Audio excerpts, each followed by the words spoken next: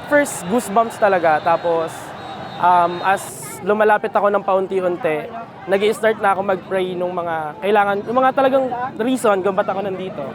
Tapos, ayun, emotionally, mabigat siya na, mabigat at in a way na maganda sa feeling. Kasi nararamdaman mo talaga kung na parang niyayakap ka lalo ng spirito, ng faith mo, ni Lord, ng ganyan.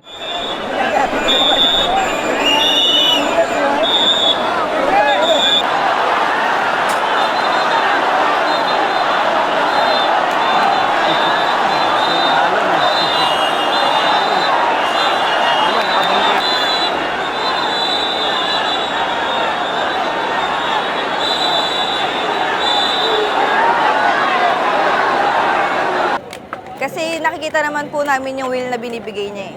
Na yung guidance, yung blessings na binibigay niya sa amin, continuous pa din po. Kaya continuous din po kami sa pamamanata sa kanya.